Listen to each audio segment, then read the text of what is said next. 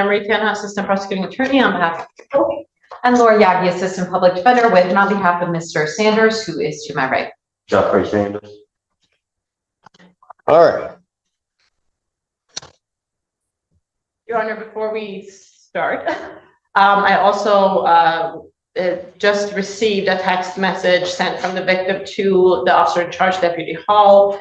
It's a screenshot at this stage. Of course, we need to get more information. It's a screenshot from someone named Jeffrey saying, you okay? If you want me in jail, just say so. She said, I don't want you to. That was read by him at 11:42 a.m. Then he says 9 out of 10 times I am. Then he says he back. Then he says, can you talk? Then he says, I'm gonna run. This seems to coincide with what the victim was telling us towards the end of our conversation. All right. So I don't know where you want to start this, Yagi. I frankly, I don't either. I think what I would request today is that this be set, reset for exam and set for bond violation hearing, because at this point today, I don't feel prepared to go forward on the bond violation aspect. To be candid with the court, I just need more time to talk to Mr. Sanders about these allegations that I just learned about a few hours ago, and I need to go through them in more depth and more detail with Mr. Sanders. Okay, but just so that we're clear, as we were going through the conversation this morning regarding certain reports and certain other things and certain allegations by the alleged victim in this case, in a lot of ways is referencing his status right now. Aren't those irrelevant to the court? I mean, because, well, I won't say absolutely irrelevant, but for the purposes of today, certainly they're no longer relevant. I mean, even if, which was the court's attempt to try to determine as to whether or not he might pose some threat to the victim in this case, I don't even know that I need to go through that part of the analysis, because clearly he's demonstrated that he's a flight risk. And so he's not going anywhere today. I hope he enjoyed his little last half hour of freedom.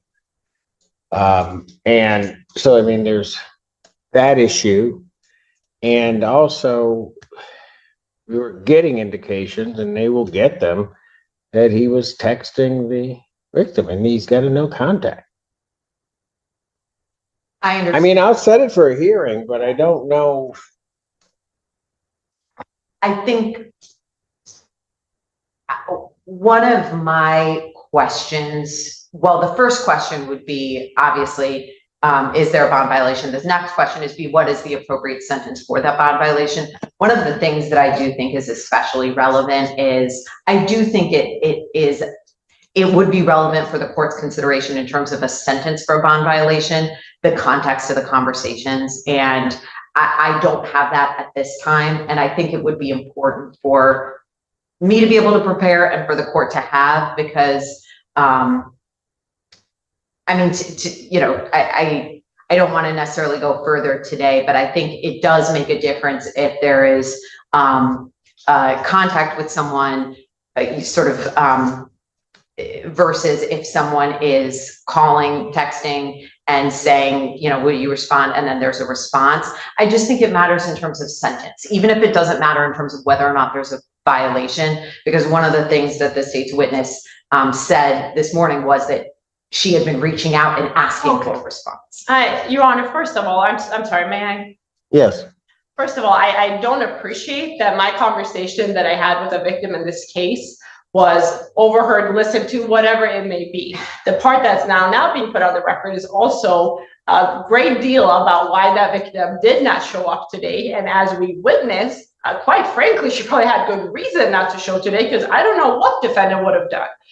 And I had to call this victim. I had to have deputies go out and have our victim advocate contact her and essentially tell her, take your kids and run, get out of the house, because that's very likely where he was going.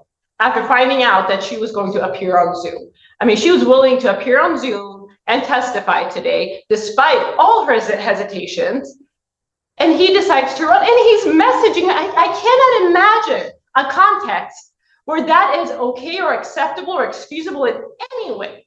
We're here for a court hearing, and he is messaging her as we're talking to her.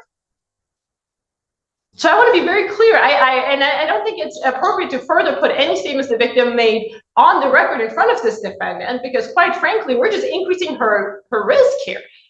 This is high lethality, 100%.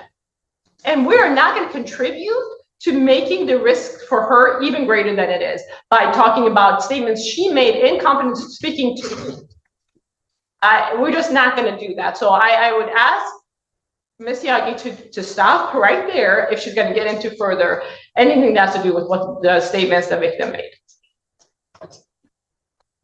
I understand. I will request that it be set for bond violation hearing. I don't feel prepared today to address it. I think there are statements that are discoverable, and so I'll follow up with the prosecutor about that.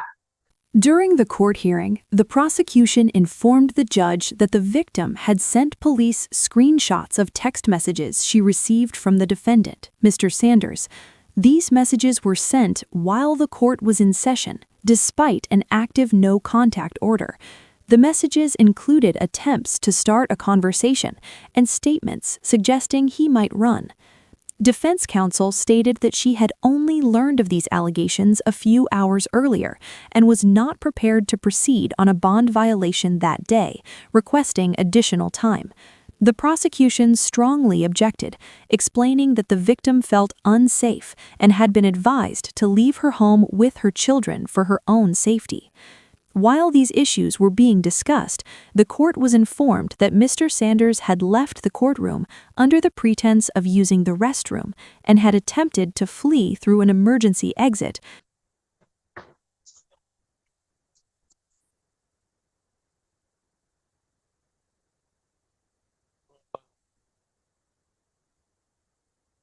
An effort to be made to have the victim available next week. We'll do our best, Your Honor. All right. So what I'm going to do is I'm going to, first of all, adjourn the preliminary examination. I'm going to keep the case. It would go back to Judge Washington on the 28th, but we'll get it heard sooner if I keep it. So I'll set the preliminary examination for October 21st, 2025, 9 a.m. That will be before me.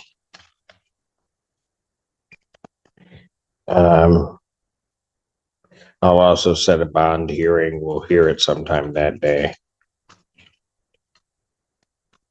Bond violation hearing.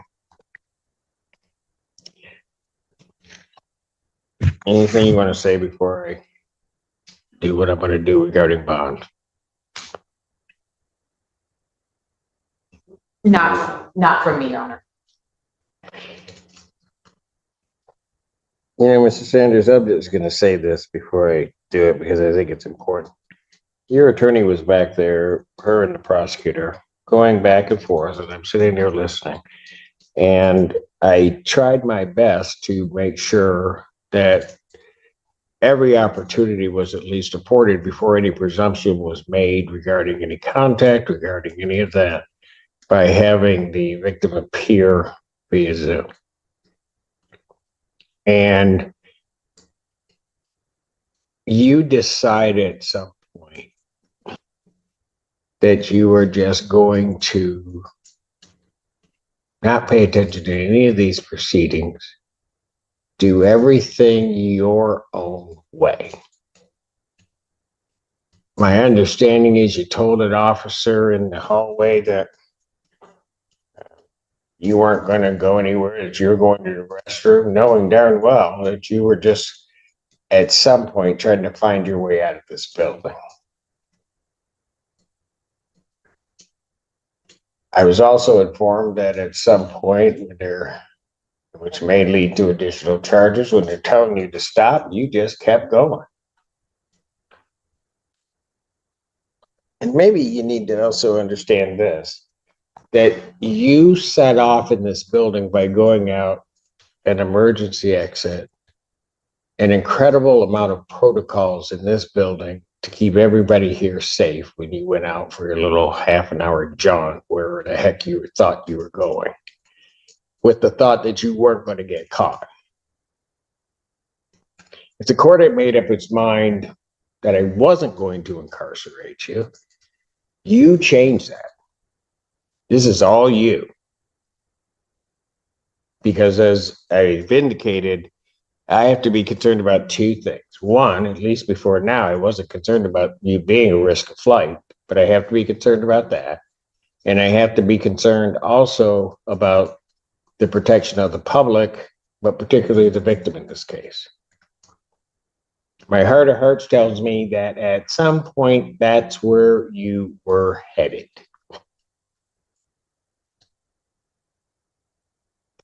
To terrorize her more because you were gone. And because you laughed, had all kinds of court security down this way, trying to figure out what was going on. All kinds of debt. You threw law enforcement into this whole world of trying to find you. At the same time, trying to protect her and those 4 children, because there was no telling what she would do. So you might as well get used to one thing. You've shown me what you are at this point. I don't have to try to hear a whole lot from people about what you are, because I think you were going after her. And I'm going to tell you, on my watch, that's not going to happen. Defendant's previous bond is canceled. Defendant's bond is hereby ordered revoked. Defendant is remanded.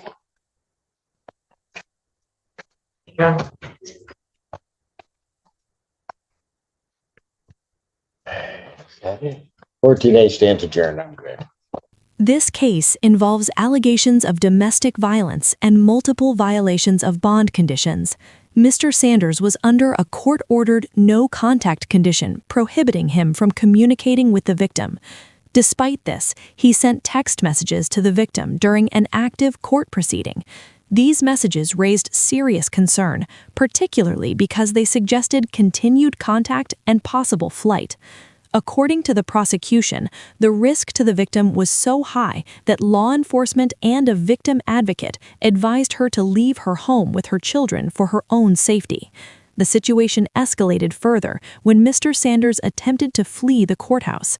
After telling an officer he was going to the restroom, he exited through an emergency door, triggering security protocols and forcing law enforcement to search for him while simultaneously working to protect the victim and her 4 children.